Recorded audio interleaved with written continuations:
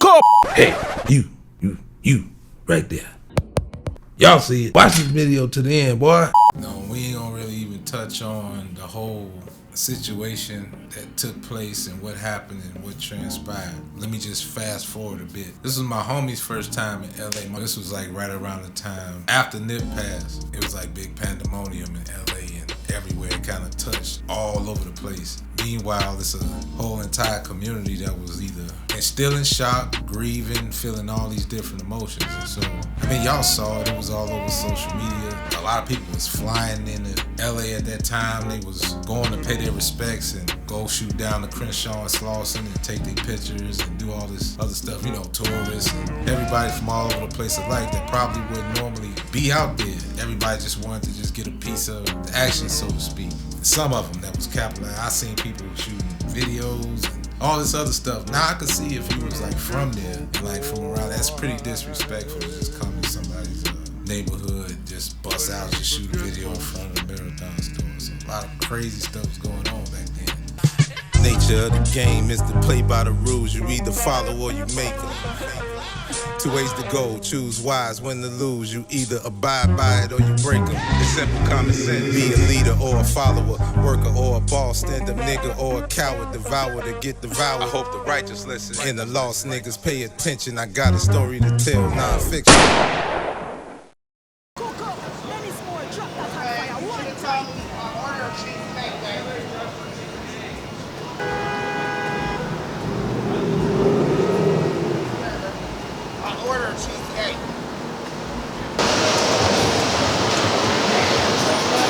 Yeah, you know, finally made it, and as promised.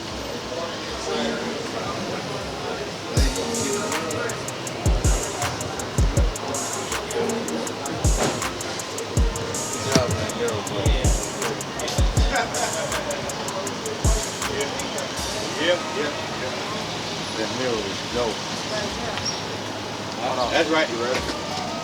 Well, I don't want to get in the picture. Some of the brothers and sisters that was just around there, some OGs. I even met an old head that was from Chicago, and he been out there for some years, and you know, so we got to chopping it up. I guess one of the old heads that was respected in the neighborhood, so that kind of like broke the ice in a sense, like for the rest of the guys that was around there. Obviously, we all know that's a rolling 60 neighborhood, but it was all love. You know, we shopped with the block at the time. It was a restaurant there. We was actually gonna go get something to eat from somewhere else. I said, nah, man, we gonna come out here, we gonna sit here and eat, fellowship with the neighborhood, shop with the block, so to speak. And at that time, you know, you couldn't go in the marathon store at all. You had to order online, and I think at that time everything was like on back order because everything was just full of uncertainty, you know. And I remember, I definitely recall when you go to that classic marathon mural that sits on the side, it's actually an alley. Everybody at that time had the chance to sign the wall.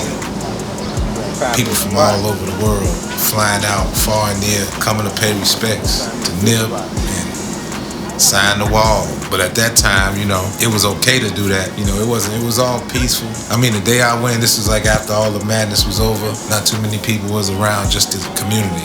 And I just wanted to just absorb that.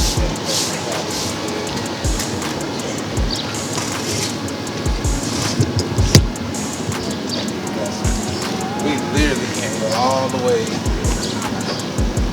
from Chicago, see the mirror in the flesh. Good job. You almost look real in person, don't it? Like the graphics in it. Yeah. Dope.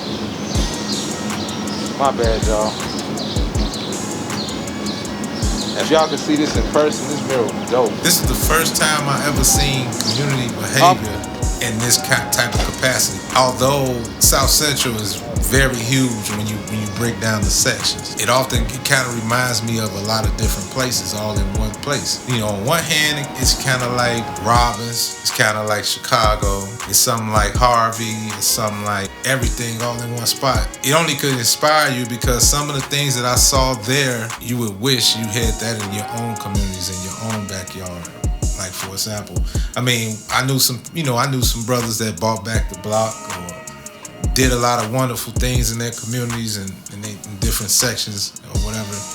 But to take a whole strip mall, bring your section to there, where this is like almost like it's the set, but it was like almost a safe haven for everybody, a place of business. And you had, you know how it go in California. We all know how everything is sectioned off, and it's a no-fly zone for some people. But at that time, everybody had to stay alert, seeing who's tourists, who's not. And a lot of things might have transpired, but we ain't gonna speak on that. I was there. I mean, I felt the vibe. I felt, not for nothing, I felt at home. Came in peace. We shopped. We talked to a few brothers and listened to some music, networked a bit, you know what I mean? So just to get that, you know what I mean? No melee, no nothing, that was all love, and it wasn't even for the camera. I mean, I might have went live here and there. I had to go live, sign the wall and all of that good stuff, man. But when I go back to that time, that was a special place because this was like right before the pandemic. It was a different type of vibe. When I went there, it kind of felt like, in a strange way, when Tupac passed,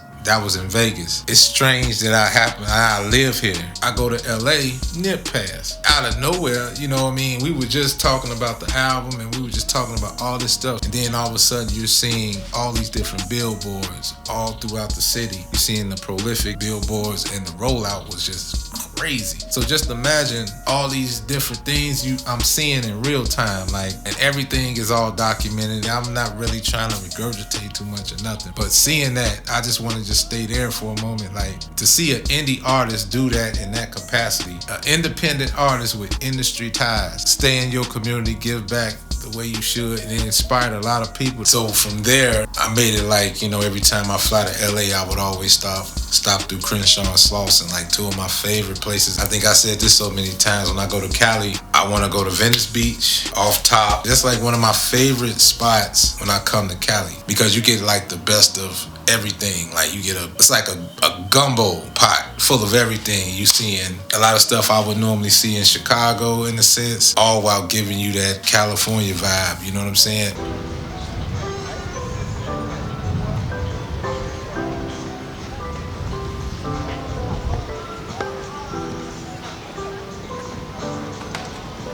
We'll see behind the scenes.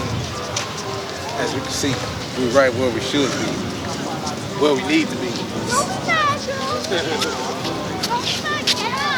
God is good. When we got there, you can just hear different music, all the local artists, people that's around. I mean, you heard Nip music like it was a jukebox. Obviously, you heard all these different songs from Nip, just random people playing it. Then I seen out of nowhere, I remember seeing these fleet of foreign cars. You seen Black Sam and a few others, and they made a beeline coming in where they used to have the armored trucks sitting. So they all came through there. You see Benzes, Maybachs, Porsche Panamera, and it was just going around to the alley and parking in the back. So I'm like, whoa.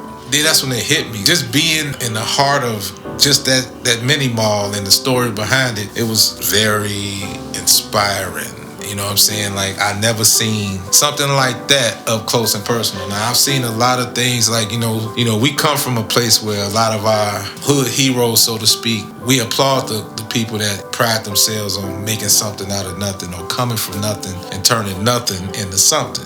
It was a sadness there, but at the same time, it was very inspiring at the same time. Just we seen what I like to call community behavior. Not all the time, not, every time that particular subject matter, but a lot of my inspiration came from, every time I come back from Cali, I always get inspired just a little bit more.